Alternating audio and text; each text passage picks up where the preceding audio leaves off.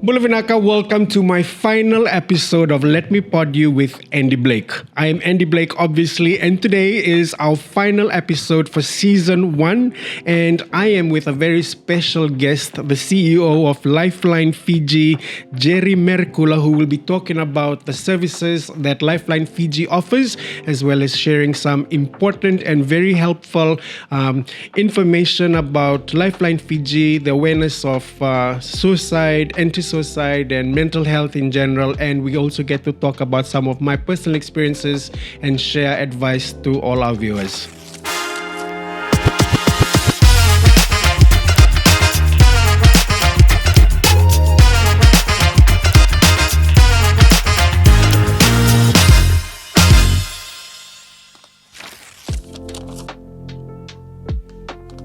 Nimbula Maleka Jerry, welcome to Let Me Pod You. Before we dive in, I would just like you to share a little bit about yourself to our digital viewers on our YouTube platform and our Facebook platform, and what led you to Lifeline Fiji, and why is this work so close to your heart? Vinaka. Well, Mbula Vinaka, Andy, thank you for having me today. You're most welcome. For me, for those that are listening in, my name is Jeremaia Merekula. I'm from Visama Nakelo in Televu, with maternal links to Nabako Tabuni.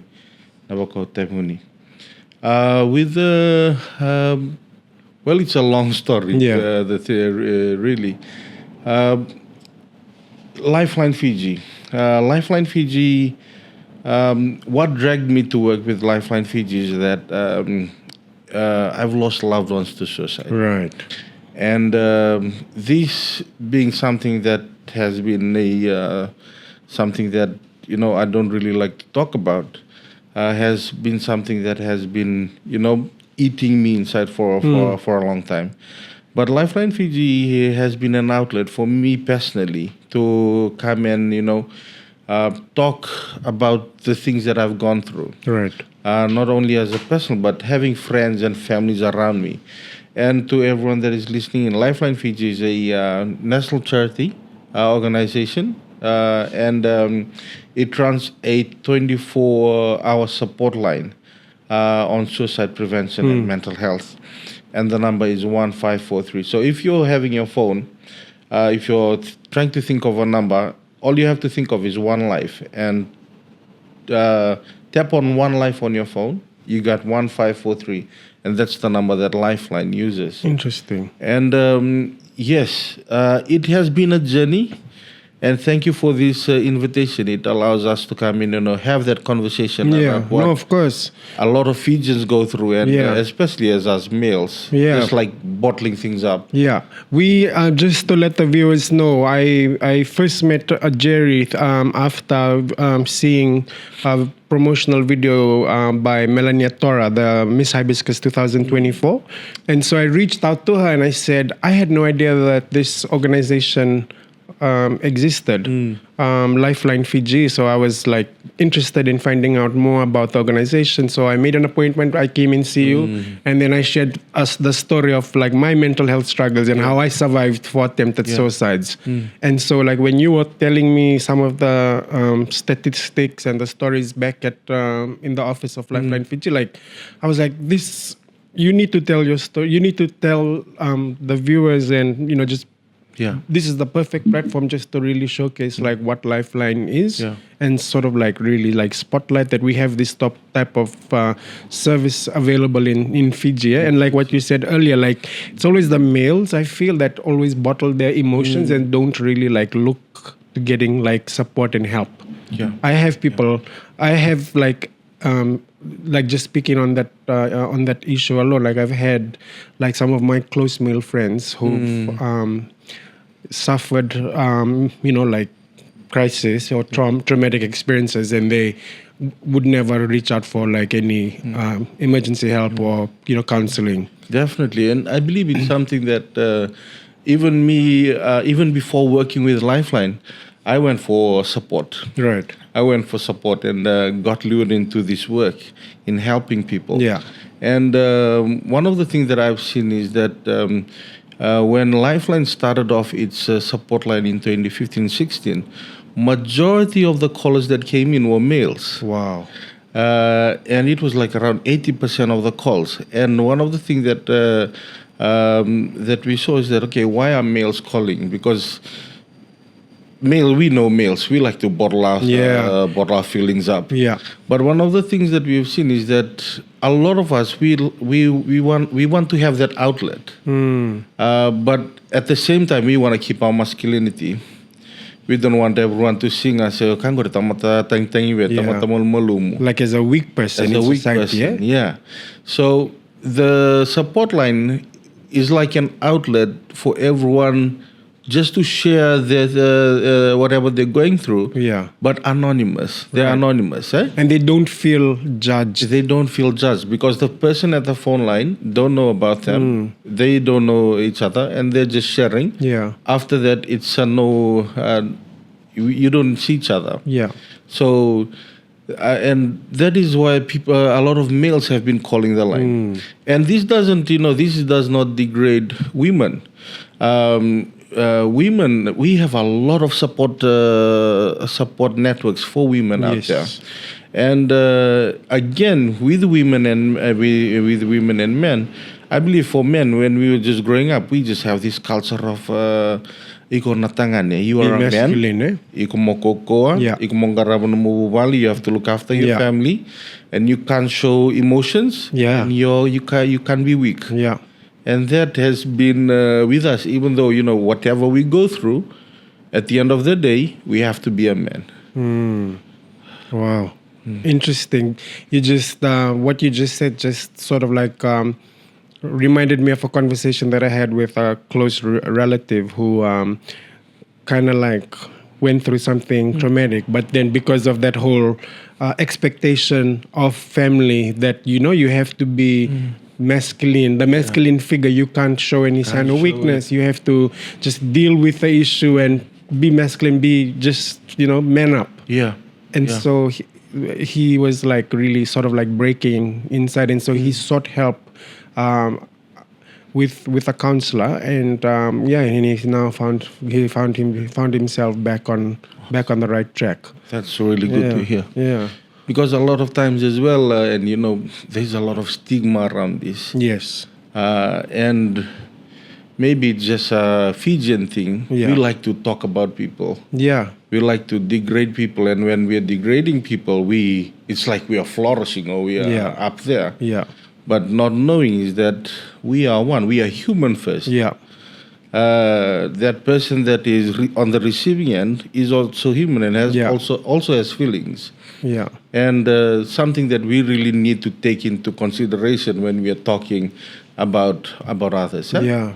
And now with the world becoming so digitalized, and like Fiji, we have nearly everyone owning a smartphone. Wow. And like people freely post their opinions online, and they tend to target a lot of vulnerable individuals and bully them, and then they get dragged into all these dramas that happen on social media and causing us a debate. Yeah. And that's just how it is with Fiji, and and we really need to and that's why I'm so grateful that you are here, because then we can just let our viewers know that Lifeline Fiji is available for your services to be accessed, so that they're able to get the help and the counseling that they need. Lifeline Fiji has been a beacon of hope for nearly 2 decades now. What are some of the most rewarding and challenging aspects of leading an organization focused on suicide prevention and emotional resilience? Well, the challenge is knowing that someone is about to complete suicide and someone is attempting to complete suicide. Every time on the phone lines, all our support officers are just receiving calls, and around 40% of our callers are suicide related. Wow. So all the time, the person on the receiving end of the support line have to be on peak receiving these calls, because one wrong move, the person on the other hand calling we don't know what he or she would be going through at that moment, and we could lose that life. Yeah. And for us, that has been a challenge. Being there and just being present as well. A lot of things are happening at the moment, and a lot of times things can inside our support rooms, we don't have a lot of resources. Correct. But we are trying to manage with whatever we have to help Fijians that are out there. So I believe one of the things for us is resources. Having those resources that could help whoever that is calling. Yeah. The second one is we've been grateful for the past few years that Lifeline Australia and Lifeline International has been helping our support officers and our volunteers get trained to be part of this. So for whoever is part of our support lines, they have to be trained by Lifeline Australia, to give support. And I believe for us again, the most rewarding thing is saving someone's life. Right. That's like the biggest reward. Yeah, that is the biggest reward. And just seeing that, okay, so for us at Lifeline, we work around an assist framework when we are talking to someone on the phone lines. So first of all, you're connecting with a person, getting to know, okay, this is where you are, what you're doing. So after you connect, and then you try to understand the situation they're in. And then the last one is assisting. Right. Because a lot of time we're jumping in and then we are straight assisting, and then we forget to connect and get to know what is the real matter over there. Right. So, and for us, it's been, especially for human nature, we like to assist everyone. Yeah. But not knowing and understanding what the problem is. And I believe for our support officers, and I hats off to the support officers at Lifeline, for coming in every day and trying to save life. And that is the most rewarding thing. Even though it's a challenge, but that's a rewarding thing for most of us. Yeah. Seeing someone shift from that space slowly into a space where their voice changes. They become more stable. They're more stable, interacting, laughing. Yeah. Because after that call, it's a continuous follow-up after that. Wow. That's amazing.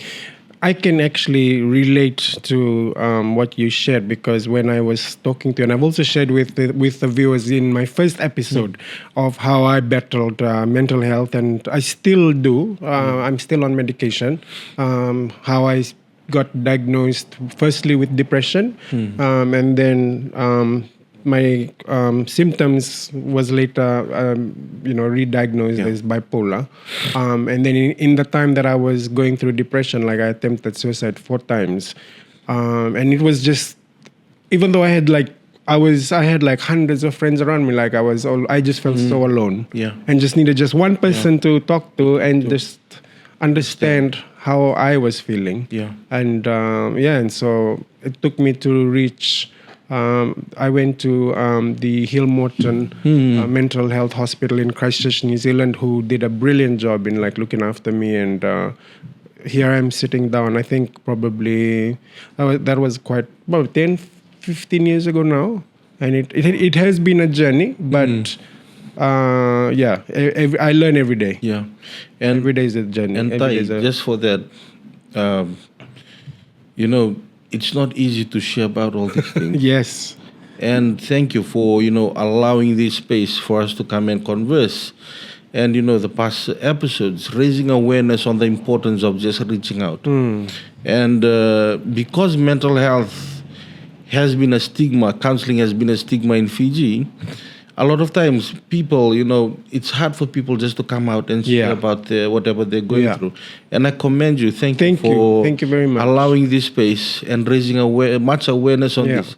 I always say this. The other day when we were talking, I was thinking to myself, damn, Andhy, having been on this stage, a person of this caliber, and then coming in to have a conversation around it, just being raw, Yeah. just being raw and talking about the experiences that you go through. Yeah. Not a lot of people can do that. Yeah. No, and I like, commend you on that. thank you so much. For me, it's been a journey because I've been wanting to share my story, but I believe in the right timing and then the purpose of why I'm doing what I'm doing. Because I've always wanted to share my journey, and this dates back to like 2 years ago. Yeah. But I just felt that the time wasn't right, and so over the December period, I just was praying and was just asking God, like, when would be the right time to do a platform such as a podcast, and then to share my story, because a lot of people didn't know or don't know that I survived. Because you're also this suicides. smiling person, Yes. always on the go, Yes. strong. Yeah. Because that is how mental health is, Andy. Eh? Yeah. We were sharing that day. Is the mental health is, if you're a person, we have three faces. The first face is the one that public sees. Okay, ngorotsone. Yeah. Ngoroka, and everyone identifies you with that. Yeah. And then the second phase is only those that are close to you would understand and Yeah. knows you. Hey, Johnny, are you okay? You've been laughing too much. You've been talking too much today. And is there anything I could help you with? Only those that are close to you would understand if you're going through something. Yeah.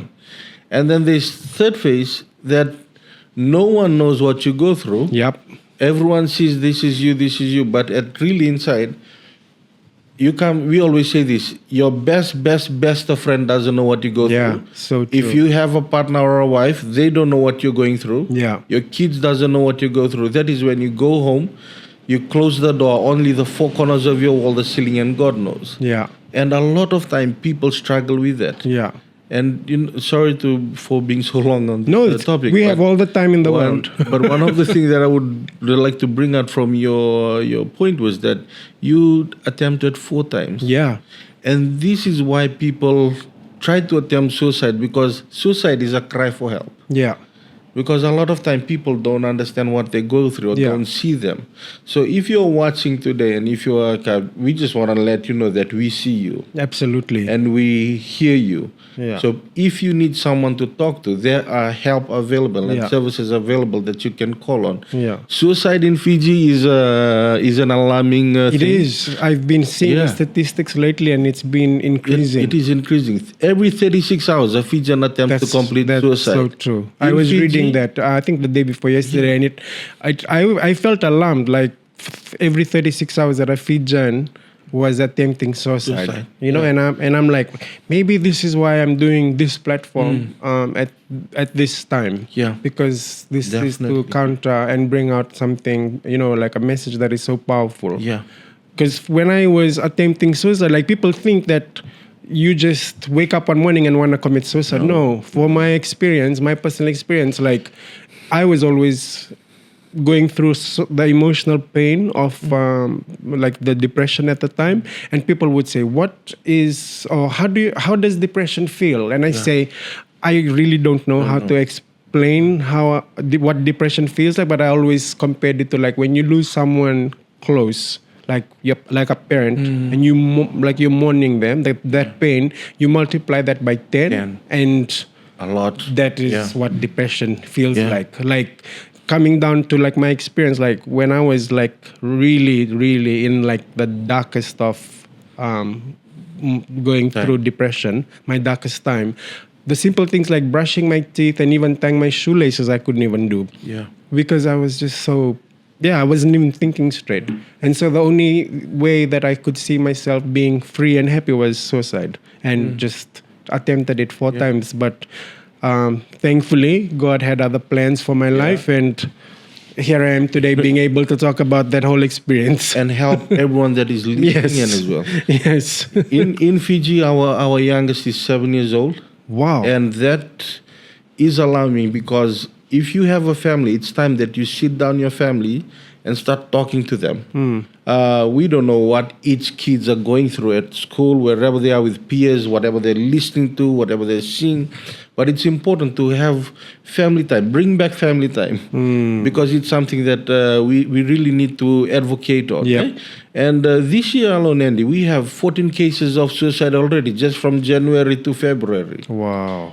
And for these 14 cases of suicide, 12 alone are males, Oh only my 2 goodness. females. Wow, that's And really sad to hear. That is really sad, and that is why this conversation is important, because to everyone that is listening, we want to let you know that your life is important. You are Absolutely. important. You matter, and having a living testament over here, sharing his story, that even though if you've reached this level of this level, we all go through Oh yes, life. yeah, it's a journey. It's a journey. Yeah, It's I was at the peak of my career at the time when I was in the fashion industry, and I would be attending all these parties and brushing shoulders with some international like celebrities from Hollywood, and I was. People would say at that time, "Oh, you are living the life because you wore all this latest designer clothes and you were with all these famous people." And when I look back at the photos, like I look back and I see I always saw a sad person, because at that time, even though I was living that life, behind I was like a shattered person, like just in so much pain. But I just couldn't express it, because I wanted to. People had this perception: you are from Fiji, you're the first Fijian that was doing production in the fashion industry on the international stage, so like you had to, I felt like I had to maintain that image and couldn't really share how I was feeling, so masked all that feeling with alcohol and drugs, and so it was not a healthy journey at the time. I really like the thing that you mentioned, Atai, in looking back on those photos. Even though you were at the peak of everything, you see a sad person. Yes. And that is the reality of it. And thank you for being raw about it. Yeah. Because a lot of time we try to live in others' expectations. Yeah. Because people see us this way, because people talk about us this way, because the people, we are this way, and we have to always live with others' expectations. Yeah. And thank you for That was me. That was me. Because one fond memory that I have, when I was at one of my darkest and lowest levels, I had to do a photo shoot for it's called M2 magazine. It's like a men's lifestyle magazine that is published in Australia and New Zealand. And so they were doing a feature on me for what I was doing at the time in New Zealand in the fashion industry. And so I remember the stylist and everyone getting me dressed up and getting into makeup. At the time I had hair, so they're doing my hair. And then taking these photos, and the photographer was like, "Oh my gosh, what beautiful photos. Really nice photos. Like, you are a natural," what normally photographers would do on a photo set.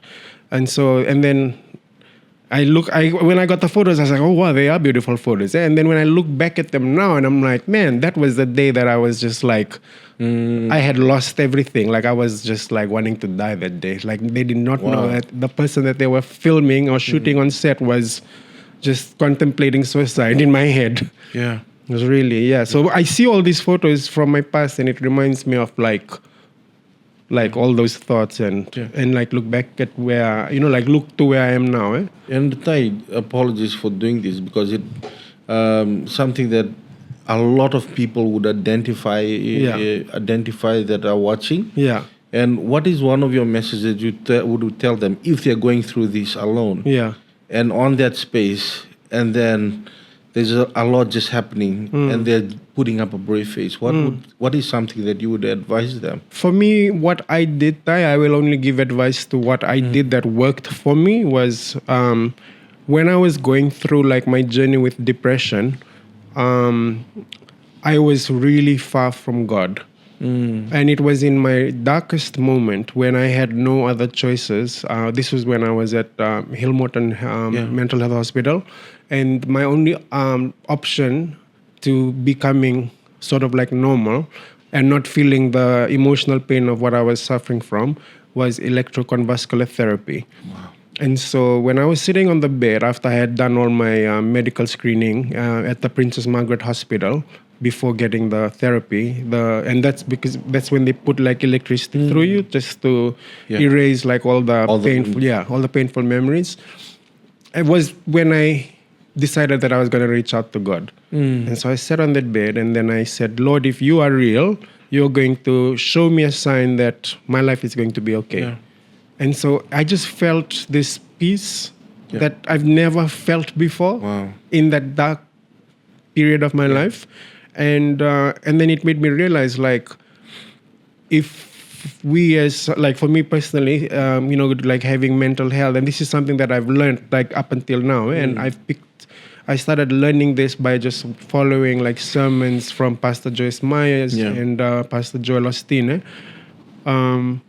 We have the solutions to like our own mental problems within. The peace, we can activate the peace from God that's already within us. Within us. And so whenever I would have episodes after a busy day or going to an event, and I would feel like really low, and then I would feel like alone, and then I would get all these tempting thoughts of like harming myself.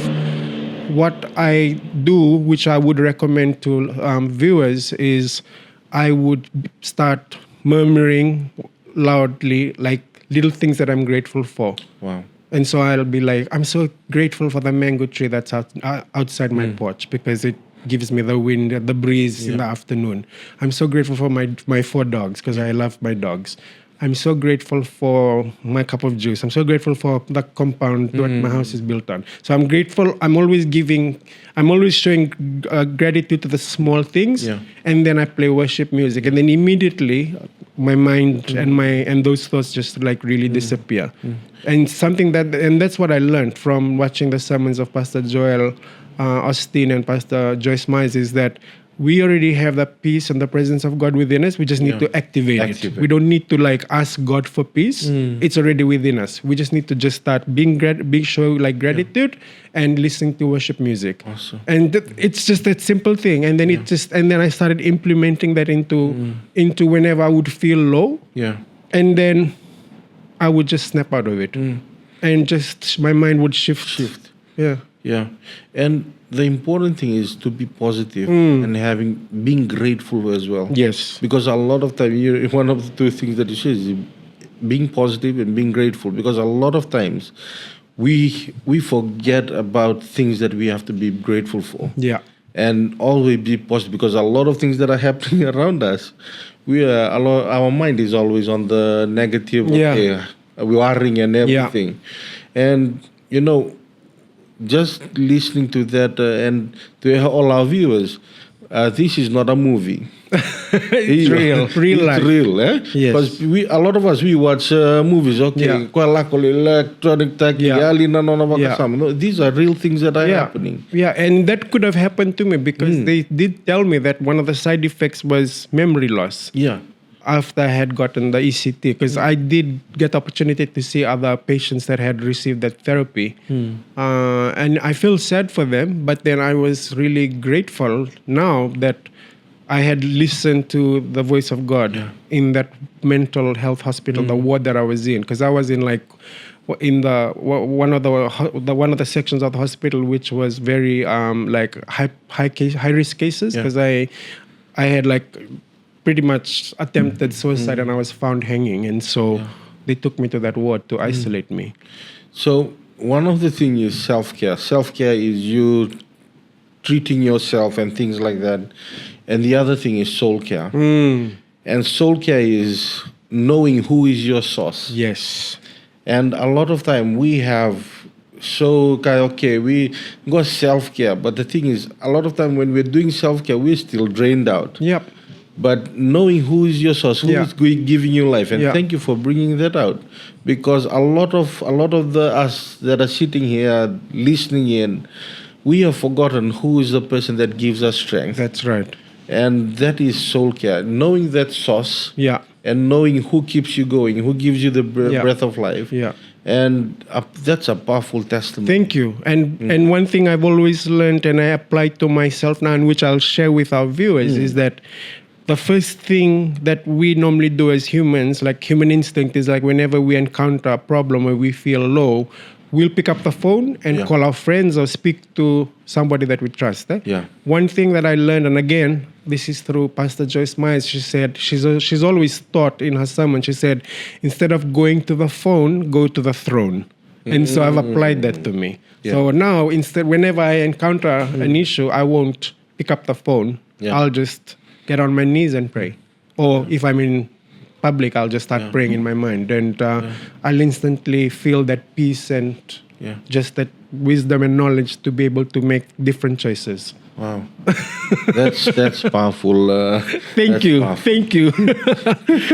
Okay, so I'll jump on to my next question, right? We did touch about suicides, and you talked about the statistics of suicide in Fiji.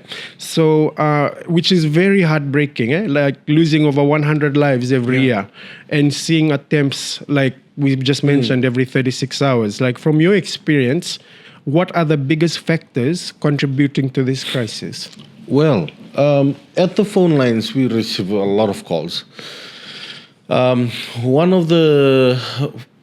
calls that comes in, one of the thing is that the number one thing is expectations. There has been a lot of expectations from your family, from your friends, and if you're from the village, there's a lot of if you're from the village, there's expectation from your family, and there's your nuclear family, and there's an expectation from your extended family. Yeah. Not only from your extended, from your Matangali. Matangali, and then the whole village. Yeah, the Vanua. And there's expectations everywhere as well. And people look up to you. And they have this. So if you're going to school, you're not going to school just for you. You're going to school for everyone. If you're going to work, you're not going to work for only yourself. Yeah. You're going to work for your family. And that is the beauty of being in the Itoke culture. Yeah. In the Fijian culture, actually. But also at the same time, expectations could be overbearing to someone that is expected to do something. So for us, it is expectation. The other one is relationship problems. We have a lot of relationship issues in Fiji.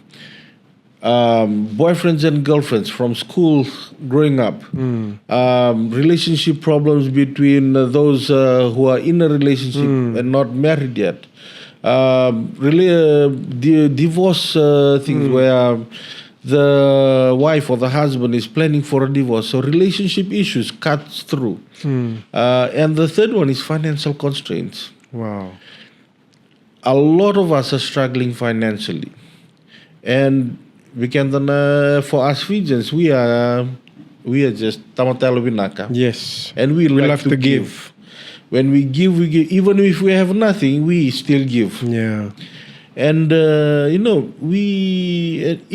is our strength because we love giving. Yep. But at the same time, we have to make sure that while we're giving, our families are well.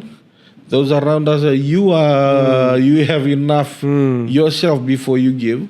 But yes, again, we have a lot of calls coming because of financial constraints. Right. People are just struggling with whatever they have. Some of them don't have enough. Yeah. Some of them they're struggling to cope with activities that are going on. Yeah.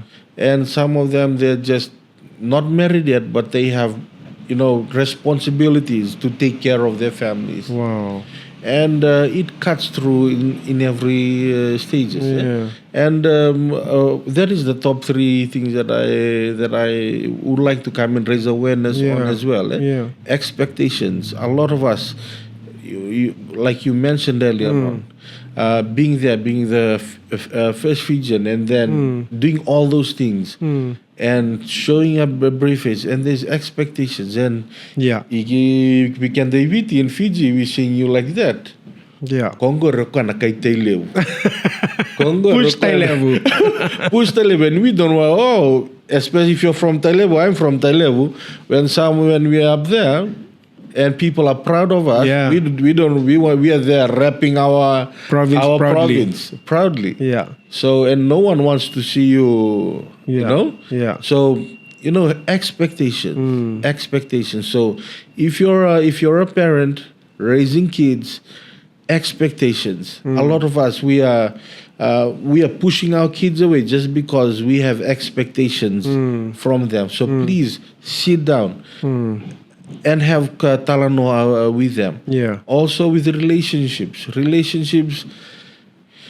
I always say this: if you can cope with everything that relationships bring, then you go into a relationship. That if is you good can't, advice. stay single. That is good advice. Because relationship has its ups and downs. Yeah. That is just for strong-willed people. Yeah. Wow. That is so true.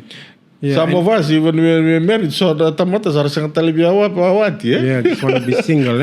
And you mentioned about like the financial situation as well. Like one tip that I would also like to share with our viewers was when I was going through like mental health struggles. Like I also had a moment in my life where I would also face financial struggles, which kind of added to the pressure and the things that I was already going through, on top of my thoughts and trying to manage my thoughts. And I was also having financial situation and financial hardships.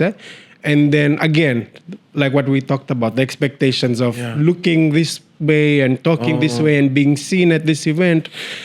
And so what changed for me was when I joined My TV, which is owned by Mr. Stanley Simpson and Pastor Racheli Wulono and Pastor Atu Wulono of the New Methodist Church.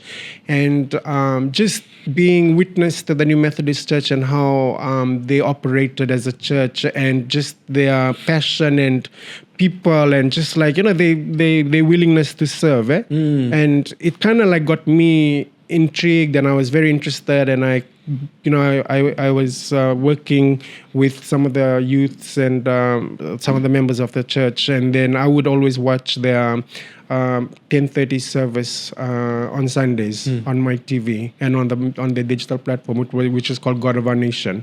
And one thing that really stood out from one sermon that I was watching, and it was from Pastor Racheli Wulono, who was my CEO at My TV at the time, and in fact, like the best CEO in Fiji, hands down, was that she was always talking about tithing. And the power of tithing, because a lot of us, and I've seen this on social media, the debates when we look at people talking about church and the money that they ask, they don't really understand the principle behind giving, like 1/10, which says in the Bible, you give 1/10 of what you own back to God, which is rightfully His. And so I started applying that to me, and then I started to see a shift in my financial situation. And till today, and that's 5 years ago, till today, I can honestly say that after following that principle and being so obedient, as soon as I get my salary or any money that I receive, 1/10 goes into the church, and I've never had any issues. I've always seen a flow of blessings into my household, into my life, and just little things. So I mean, that's just something that I thought I would share to people that would be facing financial crisis, because I think because of where we are now as a society and the way that we view churches is so different. Because I feel like the generation that is coming up now, they tend to look at church more differently from my generation. I was born in the 80s, so millennial. We were always taught to fear God. So we were always taught to put God first and then our parents second. Honor God first, honor our parents second. And I've always remembered that. And then always submit to authority, to those that were in authority over me, being my CEO, my manager, or my boss. I've always made sure that I always followed those 3 rules. And so just wanted to just really emphasize that, because maybe that message will really impact some lives or some people that are listening and bring change into your household and into your life. And yes, that is so true. If you're a Christian, not only a Christian, it doesn't limit you from being a Christian, but what you said, give God what is God's. And yes, I'm a Christian. And one of the things that I do is I make sure that I tithe. Yeah. And because that is, a lot of time we're seeing it, okay, go Riksa, you're giving away money. But no, God sees those small things and He multiplies. Oh, yes, absolutely. And He multiplies. And thank you for bringing that, because a lot of time, yes, we forget about all these things because it's a generation thing. Yeah. And to all the generations that are coming out, Generation Alpha, you gotta know that there is a God that is alive. They're a powerful God. Yeah, very powerful. You mentioned that more men are contemplating suicide or are completing suicide, and that the age of victims is getting younger. Yeah. What does this tell us about the state of mental health and emotional support in Fiji? Well, I believe that post-COVID we have changed, especially before COVID, we wouldn't talk about mental health issues. Yes, we would talk about it, but in a closed setting. And after COVID, even during COVID, we were sharing this during just a little after COVID, is that we were so happy. Please mind this. You can take it in a wrong way, but we were so happy for COVID because COVID really brought people to talk about whatever they were going through. Yeah. And they would call the line and they would say, I've been going through this. And we would tell them, okay, that is signs and symptoms of anxiety. Right. I've been going through this. Okay, that is a sign and symptom of depression. And COVID really brought that out for Fijians just to call and talk about what they were going through. Yeah. And post-COVID, we have really seen the change of, even organization, businesses, reaching out for us to come and run mental health sessions within their business and corporate. And because now people have realized that, yes, mental health is an issue. And not only mental health is an issue, but employees are human and they need support. Yeah. Because without employees, business don't flourish. And that is why, we've been grateful that even though there's post-COVID, there's been a lot of organizations that are set up within doing mental health work and counseling and everything. Yeah. But one of the things that I would really encourage is that for Fijians to go out there, if you're going through things, there are services available, but be mindful as well. Yeah. Because sometimes when we're going for support, rather than helping us, it can be destroying us. So just make sure that these services that you're going to are legit as well. Yes. And they can support you just the way you need and tailor make their services for the things that you need. Yes, it has revolved, but I believe that we in Fiji need trained people. We need people that are on the line, have passion for this work, so that we can do good than damage. I agree with you 100%, definitely. And I'm not saying this to badmouth or to bring any negative publicity to our mental health institution in Fiji, St. Giles, because just talking about like where we can go and find like the right help, because different organizations will tailor to different people. I did have an experience, which I did share in my first episode, was when I was feeling a bit suicidal. This was in November last year. I think it was November or September, October, one of those months. I did reach out to St. Giles, but I just felt that it wasn't the right platform or the organization that was going to meet my needs. And so, like, I agree with you where we need people that are trained, because that's one thing that I also noticed at St. Giles was that those that I was engaging with were not really giving me the support and the attention that I was craving for at the time, and weren't really giving me, like, they weren't. I wasn't hearing the right words that I was wanting to hear, because I've been through, I've been through like the hospitals abroad and the services, so I know what I want to hear that will switch my mind, the way that I think, and so because they didn't give me that services, I was like, okay, no, this is not the right organization for me. But I didn't give up. I reached out to another professional doctor who was just a normal GP, a friend of mine, very famous on Facebook, Dr. Lely Darling. And he took a week to just sort of like, I gave him I told him about the symptoms that I was facing at the time. Yeah. And then he just diagnosed the situation for me within like a week, and then gave me prescription of medications. He was corresponding with Oceania, a silver private hospital. And ever since then, like I've just been like steady with just the medication. So I found like the right person that I needed to talk to, who understood how I was feeling, took the time to listen, and identified the correct medication. And it's okay to be on medications. You know, like people, I always see and hear people sometimes, they always say, oh, if you believe in God, then you shouldn't be taking medications, and because God is going to help you in this and God is going to help you in that, like you shouldn't be suffering from mental health. And I'm like, no, I said, it's okay to be a Christian, it's okay to love God, and it's still okay to take medication. You know, you have to find balance in everything. Everything. And choices are ours. Yeah. And God is always there to help. But it is us who are living in this earth, and we have to be considerate of that. And you know, while sharing that, and thank you for bringing that up as well with the services. Because for the services out there, if we're listening in, our first priority is to listen and and if this is something that we are not doing, and if we're not meeting these targets, it's time that we review some of the things that we are doing, so that we are helping people holistically as well. And you know, life matters.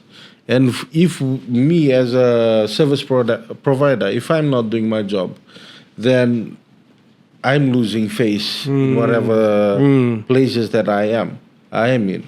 So, you know, service providers in Fiji, it's time that we, you know, pull up those socks. If we're talking about mental health, if we're talking about creating safe spaces, we should be the one as well at the receptive side, making sure that there's services available for our Fijians that are reaching out. Yeah, absolutely. Absolutely, Tai. Thank you for that. Now, suicide often remains a taboo topic in many communities. So like when I started talking about like my suicidal tendencies and attempt suicide, people were shocked and they were like, oh, we can't talk about this. It's like, you know, it's something that we're not comfortable with talking about or hearing.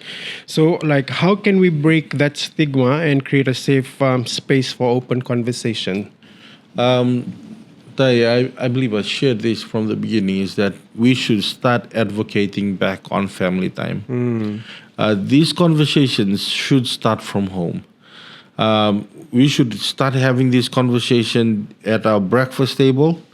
We should start having this conversation at our lunch table. We should also start this conversation at our dinner tables, because everything actually starts from home. If you're raising a kid, your kid will sometimes become a father or a mother, and they should carry those values with them, going on to have families or girlfriends or boyfriends or whatsoever. But, you know, having that safe space at home and just talking about, okay, what did you go through today? How was your day? What are some of what are some of the emotions that you went through at school? So that our kids, those around us, they know, okay, I can share this with those that I trust. Because a lot of time we don't have these spaces, and our safe space has become the nightclubs. Our safe space have become the cover bars. Our safe space have become the smoking crew that we have. We don't have any positive safe spaces anymore. That is so true. And a lot of time, one of the things that we always say, we advocate, we try to go and advocate in our church spaces as well. And one of the things that we found that is a lot of people that are going to church as well, church or youth groups or women clubs are not a safe space. No, so true. So as Christians, as parents, what safe spaces are we having for our kids? What safe spaces are we having for people around? So each time that we raise awareness on these things and allow those around us, allow friends to come and talk about their problems, allow that safe space, and confidentiality is very important. Yep, so true.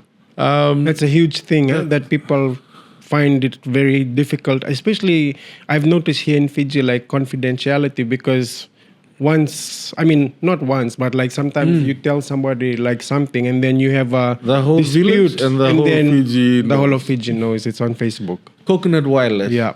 Sarut na coconut wireless. Iyo. Confidentiality is very important. And to break this chain, we need to start back from the family. Yeah, It always says that it takes a village to raise a kid. there is a child. Yeah, Raise a child. So going back to that village, what do we want to see that village? Do we want to see a supportive village? Do we want to see a safe village? Or what kind of village do you intend to create? yeah, Because that kid will grow up and he has a values, and he's looking at the elder persons, people that they're role models, yeah, and he is getting his or her values from there. yeah. So breaking that stigma, breaking suicide in Fiji, we need to start from basics. We need to start from Wow, basics. thank you so much for sharing that, Ty. So we'll just take a short break, Ty. Thank you so much. If you're watching and you need to top up your refreshments, your tea or coffee, please do. And we hope you're enjoying our conversation. This is our 10th episode. We're wrapping season 1 of the Let Me Pod You with Andhy Blake, and I'm so excited to have our guest, Mike Ty from Nakelo Vakalevu, Jerry, and we shall see you straight after this short commercial break.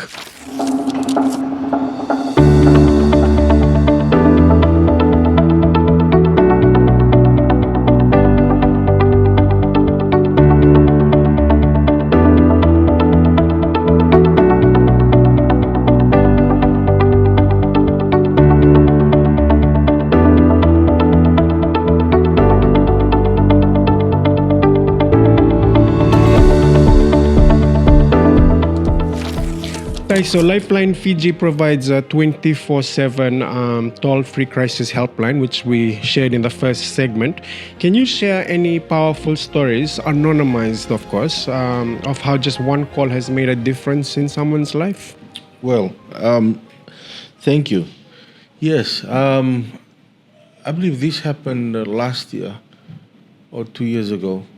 We had at 3 a.m. in the morning, 3 a.m. in the morning, we had a call that came in.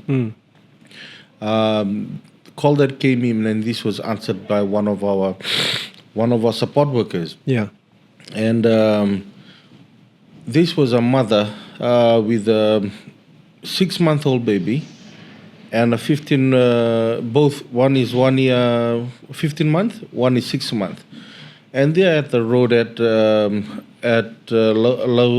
Lodala Beach. Extra. Yeah. They were at the road extra at 2 to 3 a.m. in the morning, and they would just wait, because by that time big trucks come start making their way. Yeah. So because the mother was overwhelmed with things, and they got chased out, she was aiming for that time to come to the road with her 15-month-old baby. The 6 month is already asleep, and she was just waiting for her 15-month to go to sleep, and so that they can jump in front of a truck and kill themselves. Oh wow! And their last option was to call a support line, and if there's no one that answered, they would do whatever they were planning to do. Wow, Ty. And they called at around 2 to 3 o'clock in the morning. And one of the support officers, when she received the phone call, we don't go out for support. We just stay on the line. But that day, this support officer went out of her way to catch a cab and go to the Lodala Beach. And going outside of the car, she couldn't get a cab. So she called the police, and we were grateful for the authorities for coming on support. The Fiji police force for always being there. Yeah. when we need transport and things like that. And we've been working closely with the Fiji Police Force for the last few years.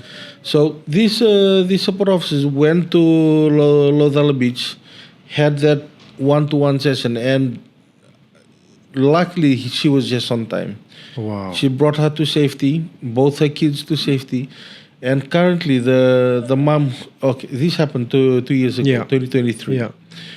Last year, the same mom graduated with her law degree. Wow.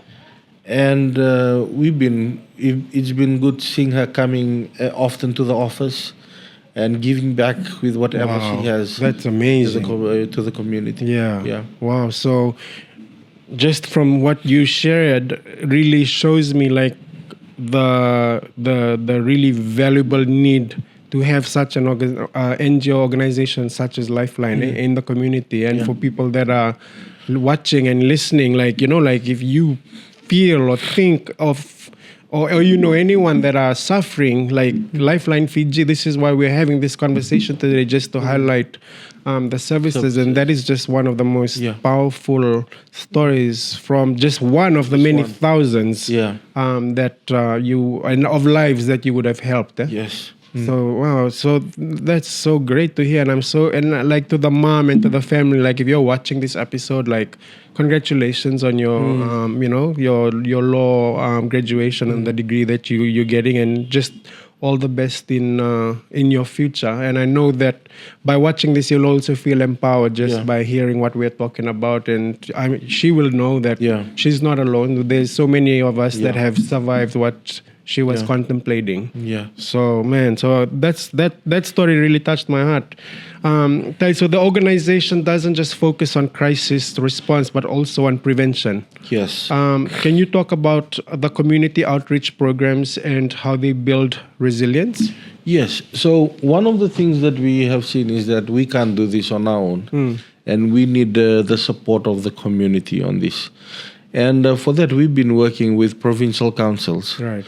We've been working with provincial councils in trying to identify reps. So one of the things that we have done for the past few years is youth reps from provincial councils to be trained, our eyes and ears on the ground, to be trained on psychological first aid. And if there's anything that happens in their province, they would stabilize them before they reach out to us. So, and that has been one of the good things that has been happening. So far we have trained around close to 300 Fijians into psychological first aid. Wow. So just the last 2-3 years. Yep. And last year we did our CAPE workshop, a community awareness preventative engagement, and this is training another batch of gatekeepers to be on the ground. And one of the things that we see is that people don't need to be a psychologist. No. People don't need to be a counselor to offer that support. That's right. And if you have a passion, if you have that passion to listen to someone, then you are a gatekeeper. You're that lifeline that we need.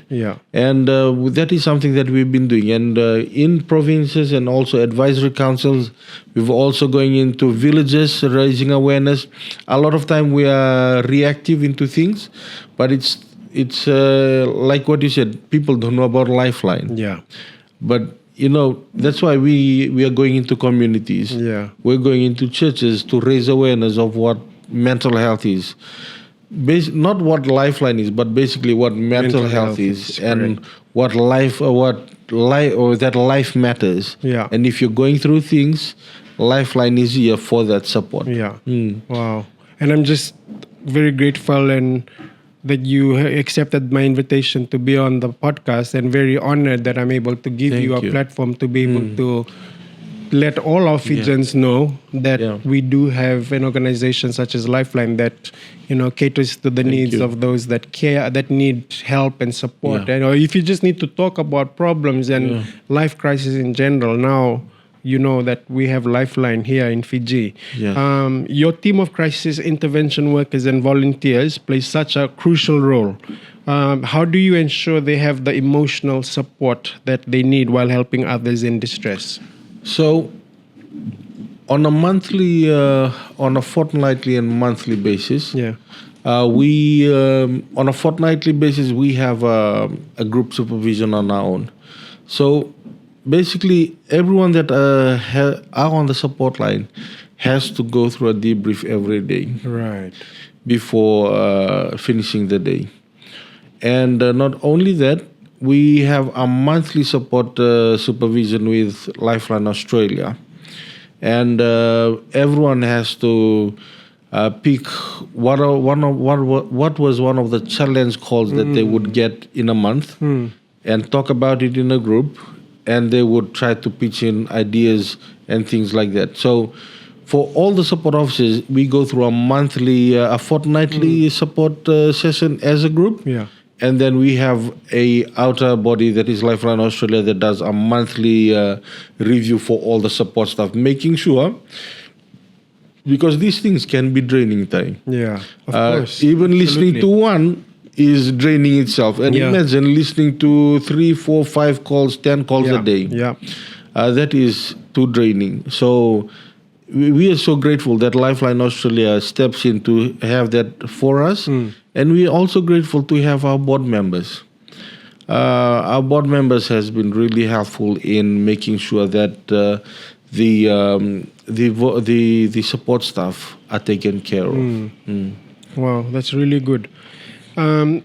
So Tai, like for myself now, I'm a survivor of both childhood sexual abuse and attempted suicide due to depression and bipolar. I know firsthand how isolating and dark those moments can feel, and I've already openly expressed those. What advice do you have for someone listening who you might feel that they have no way out? I know you did ask me that my advice ordinary, and I gave my response, but like what advice would you give to someone that would go through something similar as me or something far worse?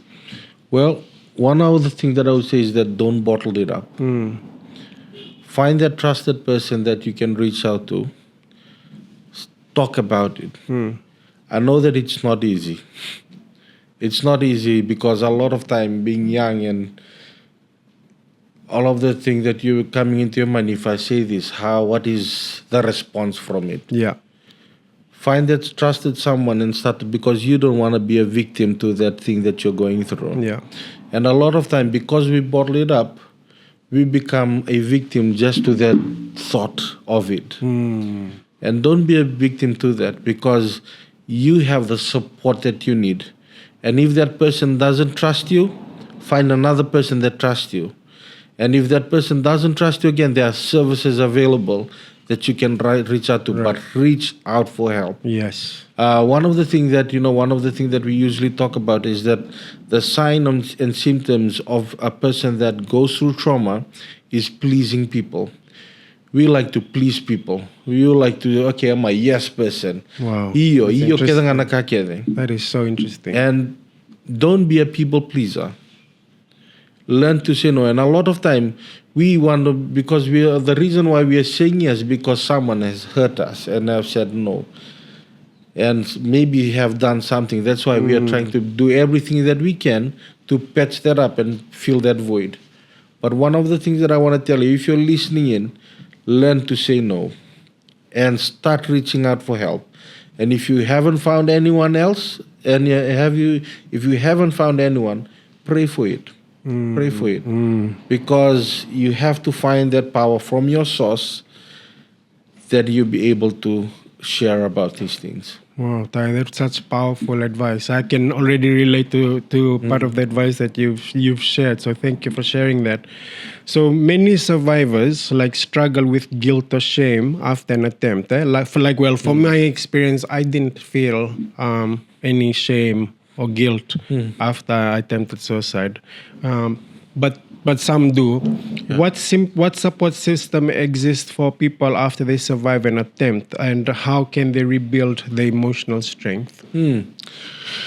Well, In Fiji, we still working on group therapies or group supervision.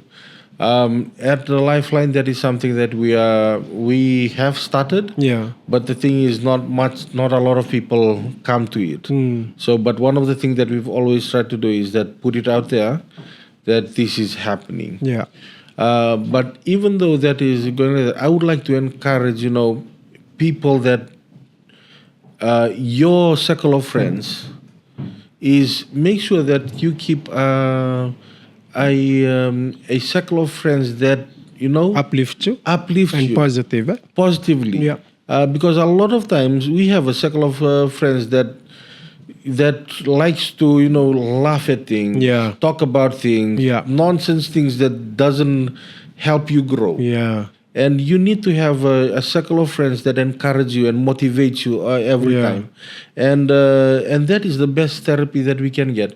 When we were going through TC Winston, Turangtai, one of the things that we were trying to get through was the our males. Turang natangani. Because they were one of the things that we found out is that when the women started going back into their house chores and everything started moving, Yeah. males were still relaxing, still going into grog sessions and Yeah. all. Yeah. Because imagine working for something for 20, 25, 30 years, and then just within hours, something takes it away. Yeah. You feel that trauma within you, and you just Absolutely. can't do anything. Yeah. And one of the things that we found out is that a lot of them would go and talk about whatever they're going through in the Balbakoro, meeting around a grog bowl, Tano, a yeah. tanoa. And from there, we got to realize, yes, for us, this is a therapy session for us. Having a baby mix. Right. So nango na sasani baby mix, Yeah. adult mix, Yep. but making sure that you have those type of friends that would listen to you, understand you, and would help you and motivate you along the Right. way. Important. And That's doesn't so just important. doesn't just work. So Yeah. yes, in Fiji we are still working on therapy sessions like that, but it's always important that those around you are motivating you and are pushing you through. Yeah. Because if you don't have that, kian tanah pa kalolom. Yeah, so true. The reason why I said that, just so in case people start saying, "Oh, I didn't feel the guilt or shame in my question," when I asked the question about survivors, I didn't mean to say it in sort of like an arrogant way. Like the reason why I said that I didn't feel any guilt or shame was, in the back of my mind, I always knew that it was going to be my testimony one day, but I just didn't know when. And so that's probably why I didn't feel the guilt or the shame. Yeah. I went through it and I survived it, and then I've always wanted to share the experience because I've always wanted to help somebody, at least one person that would have been in a similar situation. Yeah. And a lot of those that have gone through, don't let your attempt define you. Don't let your attempt define you, because that is not who you are. That is a phase that you have gone through. Yeah. Yes, you might have lost face Yeah. within your family, within your friends, but that moment doesn't define you for who you to become. So rise beyond that. Yeah. And make sure that you have the right friends as well. That's so true. Right friends that will push you through. Yeah. So that you don't go through those situations again. Yeah. Again, we want to let you know that we see you and we hear you. So true. So please reach out if you need just to talk. We're here. Thank you, Tai. Tai, so I know that healing isn't linear. It comes in waves. My experience, it took, I think, maybe 10 years for me to really get more strength and more strong. And then with the help of the medication, I was able to function better and then grow stronger in my faith, which really helped me even more. And just have that strong relationship with God. What are some healthy coping mechanisms that you can recommend for people struggling with their mental health? Remember that everything you put over here also triggers whatever happens in your mind. Eat healthy, live healthy, and have a good set of friends that are positive towards your growth. Um, I love you won't be at your high or every day. At times you'll be right at your lowest, and at your lowest you need those people that are very close to you come to you and tell you that you can do this. Not only that you can do this, that I am here with you.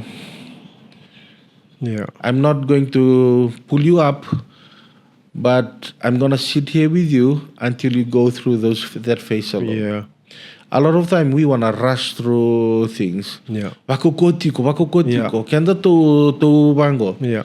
I always say that go through those vulnerable moments, Yes. because once you go through those vulnerable moments, once you go through that again, you will know what to do. Yep, I agree. That is so true. I So totally don't agree be with strong, but be brave. you. Yeah. That you'll get out of this. Yeah. And like I said, it's not always we have clients, we have people that calls into the line, and we've been journeying with them for the last 3-5 years. At times they'll be right at their peak, they're thriving, they're striving, and at times they'll just call that, hey, I just can't do anything today. I'm just exhausted, I'm tired. And that is expected. Yeah. Yeah. You have to have that space Yeah. that you absorb all this, Yeah. and at the same time Yeah. grow. So allow those things, and remember, whatever you eat as well builds up to everything Yeah. that you got. So watch what you eat, live healthy, train, exercise. This builds up into your whatever you live in a day. Yeah. And also whatever you hear, Yeah. whatever you're putting into your ear, whatever you're hearing, whatever you're seeing, Yep. this So all true. comes into Yeah. full terms. And this It's a lot of work, Ty. It's a not. lot of work. It's people think that it's easy, but from my experience, like it's not. It's not easy. Like It's not. Like what you said is so true. Like I monitor my time on social media. I don't spend every minute on Facebook or YouTube. If I do go on YouTube, I'm very strict on what I watch. I don't just watch whatever. Like I make sure that it's going to be positive. Yeah. And then what I hear is going to be positive. So I don't entertain gossip. I don't like to be around negative people. And I like to be around people that builds me up. Yeah. And I have a very strong support system. Yeah. So what you're saying is so true. And with diet, that's so important as well because, you are what you eat. Yeah. Yeah. Yeah. And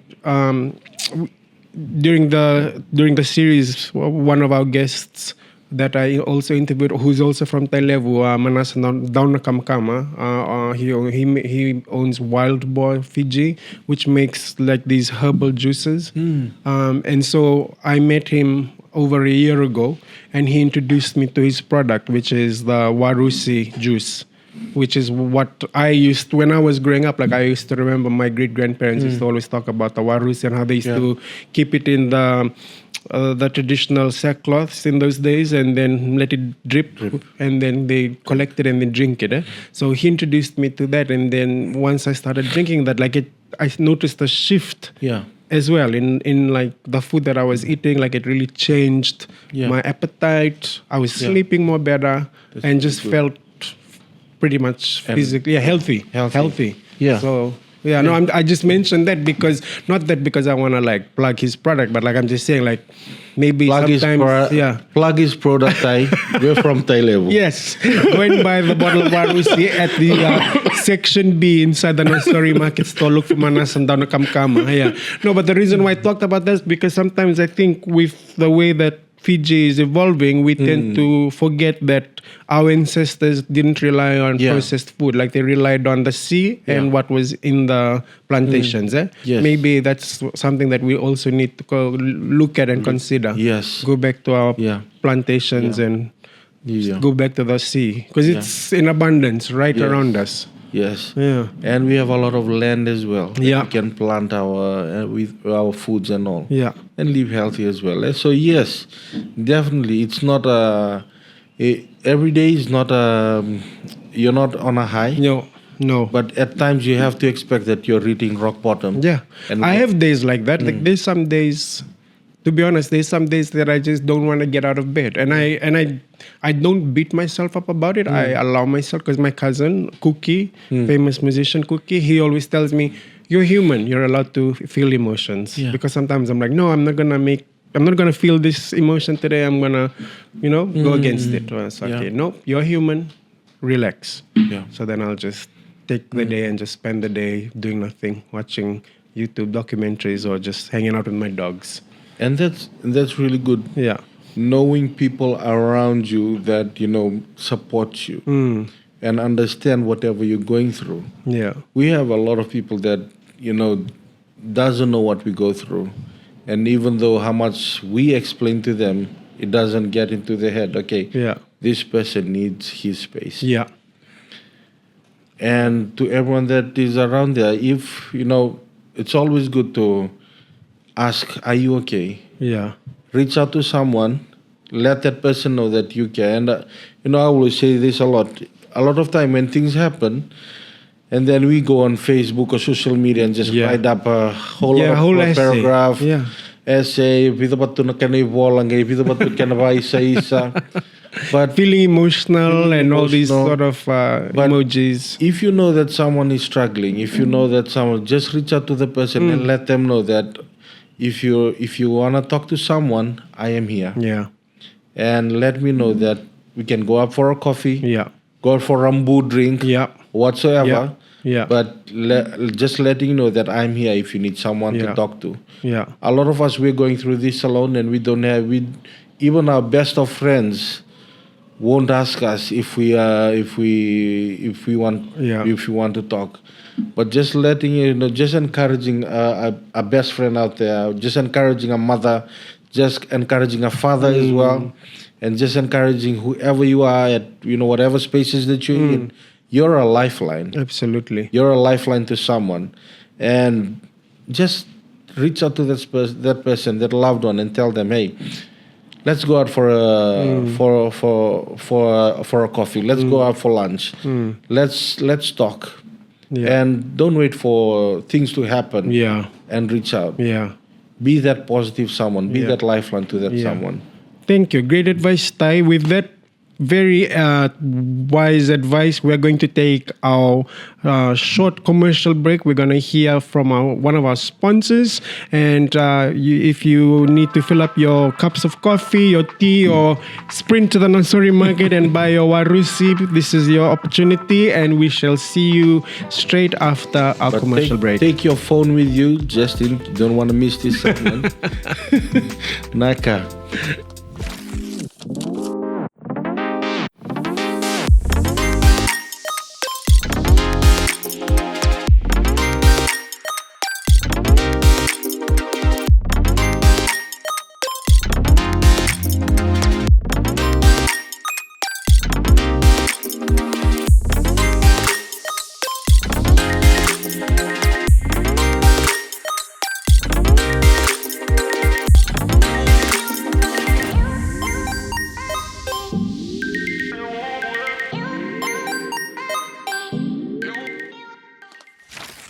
So, in Fiji, traditional beliefs and cultural expectations often discourage people from seeking help. We touched a little bit about that. How do we bridge the gap between cultural identity and mental health awareness? Well, really good question.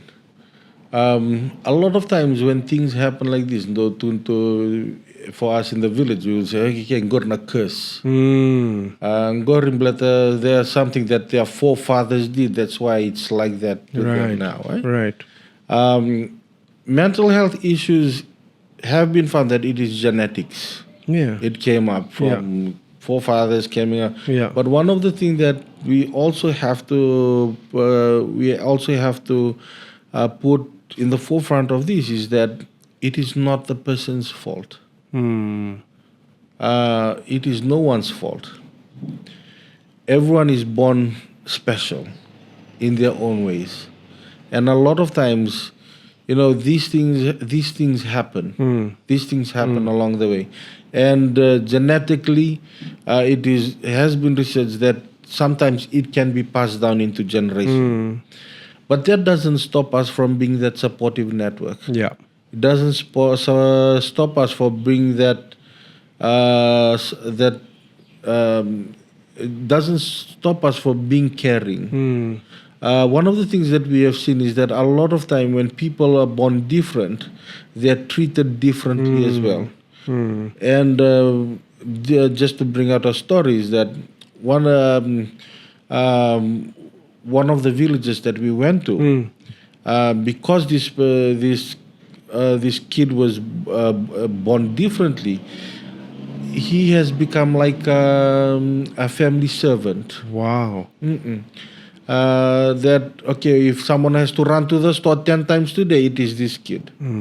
If someone has to go to the farm and bring the cassava, it is this kid. Wow. If someone has to do something, everyone in the family just sits. It's this kid who's doing all the hard work. So it's sad. That sounds really sad. It is really sad. And one of the things that we would like to encourage that, if we go into other countries, overseas countries, most of these people there, they have institutions that looks after them, that takes care of them, and they would go into therapies and all these things. And I would always ask myself, am I a Christian if I'm doing that to my country? Because a lot of us Fijians, we have family members who are like this. But aren't we supposed to be like Christ? Absolutely, Christ-like, eh? Yeah. And Christ was always about love. And Christ was always about love.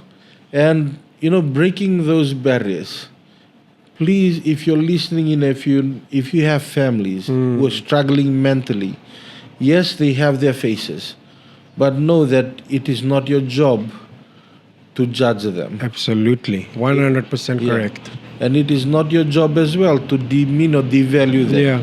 It is our job to work together so that we can provide the best support for them, so they have a best village that they can grow and also contribute. And thrive. And thrive. And be someone, like important, because they are important in the community. They will always contribute something unique, because that's what I believe. Like each and every one of us are born with a unique gift. It's just about finding what our special gift is and mastering it so that we contribute to our family, whether it be our community, our village, Matangali, whatever it is. We each are born with a unique gift. Yes. That is so true. And a lot of times, yes, culturally, we have a lot of beliefs that happens around that.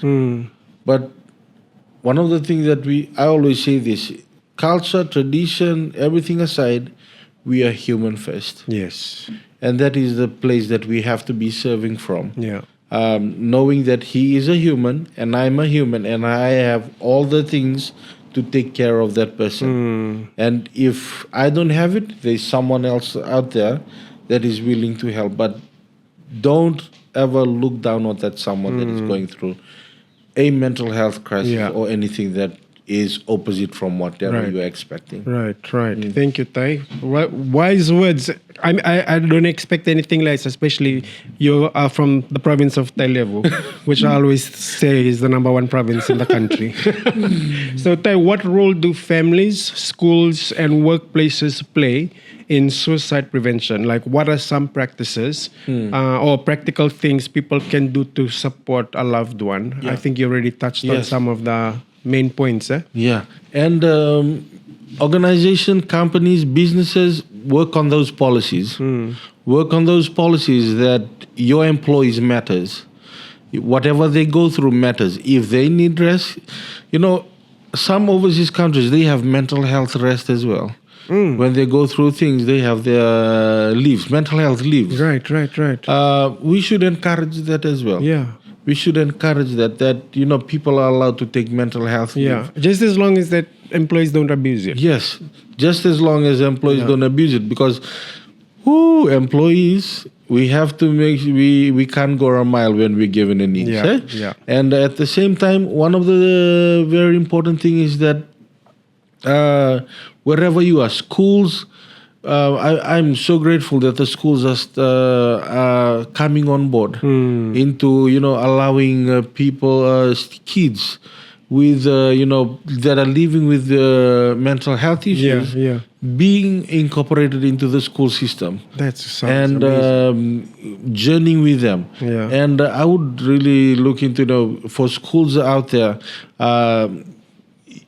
Personal development for your teachers is important. Making sure that your teachers are trained as well Yeah. into different behaviors of students that comes into your classroom. Yeah. A lot of time, one of the stories that we have is that last year, few months ago, we have this teacher that was teaching this classroom, and this kid wasn't totally focusing on whatever that has been learned, and the first time has ended, and she couldn't learn anything. Right. So we were grateful about this teacher who reached out to ask about what are some of the things that she could do. And I'm grateful for the Ministry of Education, who have now a handbook on the mental health handbook for teachers in school. Wow, that's so amazing. that they can use. That's if really they good are to hear. finding some Yep. students that Yeah. have different Yeah. behaviors like that. And also on not only that, but wherever you are, churches. You need to have safe spaces for your congregation. Not only churches, but also the youth ministries. Youth ministries, women's ministries, men's ministries, whatever ministries that you have to have safe spaces. At workplace, you need to have you need to have a department that looks into like a work counselor. almost, eh? Yeah. that looks into a welfare or well-being of a person Yeah. mentally. Yeah. Because when we're talking about well-being, it's a whole general look, but specifically mental health of a person. Yeah. And how is this person contributing and working around that to bring a full potential of the employee. Yeah. And this cuts through at every angle as well, Turangatai. Yeah. And just being present. Yeah. It's important to be present. Yeah. With even at home with kids, parents, a lot of us, we are working, but we are not present. Yes, we think that, okay, by working, we are providing the best for our kids, best for our families, but no, our kids want us to be present. Present physically, eh? Physically. And emotionally. And emotionally. Yeah. Yeah. Yeah, so it's important. It's important, and it cuts through all these stages. Tai, that's amazing, Tai. Like you really touching and giving touching on some really good points, and like really giving like really good advice. And I'm sure some parents that are watching this episode will definitely be thinking twice and be evaluating like their home life and like their relationships with their children. So if someone listening wants to help but doesn't know where to start, what can they do to support Lifeline Fiji's mission? To support, one of the things that we always say is that for us, it's getting our numbers across. Reaching out to that someone and letting that someone that that if they need someone to talk to, Lifeline is always there to help. And our number, like I said, is 1543. We also, if you want to donate, we have a bank account that we can reach out and give to you as well. But every year we always run a charity fundraiser. This is to keep our Lifeline doors open and also keep our support officers on the line. And you can be part of that as well. But just to sum that up, we have helplines in Fiji that you can reach out to. We have the DV helpline, the domestic violence helpline, and you can call them, and the number is 1560. There's also Empower Pacific. Their number, the helpline number is 5325. There's also the child helpline. If you're calling if you're 18 and under, and if you need someone to talk to, there's a child helpline, and the number is 1325. You can call us at Lifeline and 1543. But if you're also going through grief and loss, and you're going through so much, and you just need someone to talk, there's also grief and loss helpline, and the number is 1528. So please, please, please, if you're going through anything and you need someone to talk to, there are services available. But if you don't want to talk to anyone, like what Andhy Turangatai said, forget the phone, but go to the throne. That's That is right, something. Tai. Good advice. Thank you.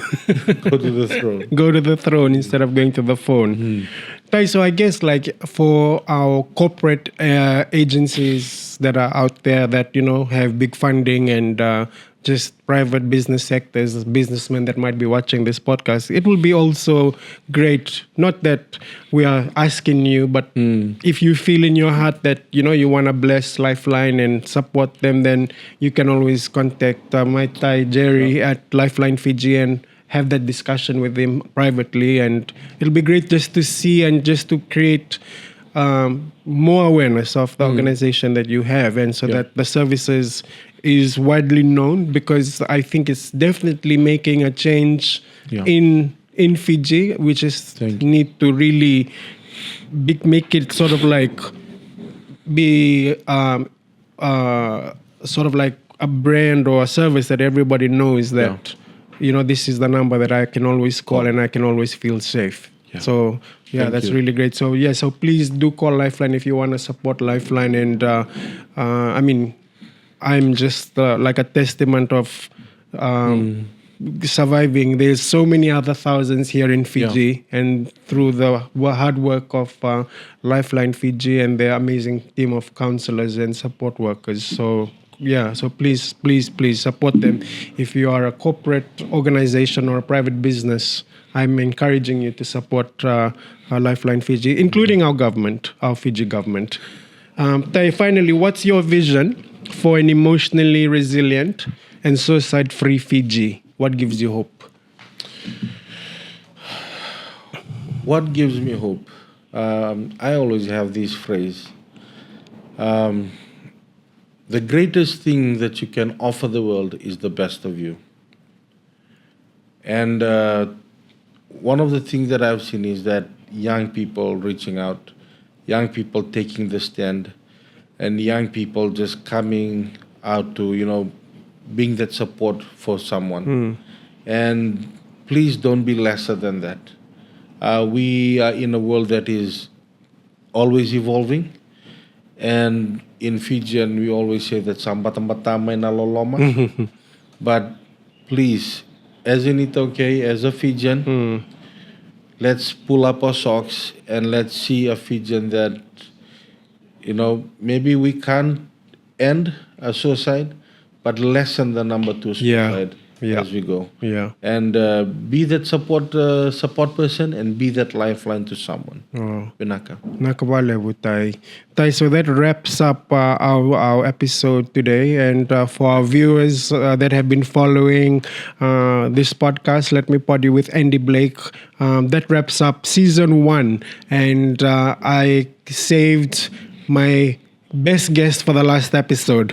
Not saying that the guest before this wasn't my favorites as well, but I hope that all our viewers that have been following the series from the very first episode to the 10th episode today, that you've got to understand more about mental health and the struggles and the ways and the means to overcome, and knowing that you are not alone, as my Turangatai Jerry has mentioned. There's always organizations like Lifeline in Fiji that exists, and just the ways and different techniques of coping mechanisms that you can sort of like really implement into your life, so that you become a stronger person and you become a survivor, like myself. So I wouldn't have done this podcast if I was not a survivor of 4 attempted failed suicides, as well as sharing my story of being sexually abused for over 4 years when I was a child. So bringing that out into the public, I hope it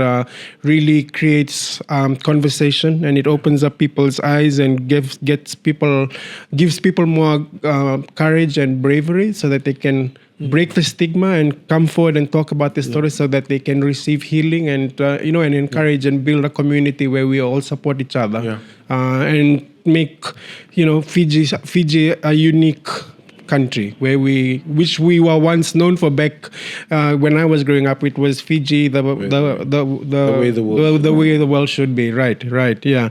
So to all our viewers and to all our supporters, thank you very much for following the podcast. We look forward to seeing you again in season 2 of Let Me Pod You with Andhy Blake. Don't forget to subscribe to our Resonance Media YouTube channel. Give this video a big thumbs up, and if you're watching on Facebook, like and share. And I will be seeing you on season 2 soon. Vinaka, vakalevu.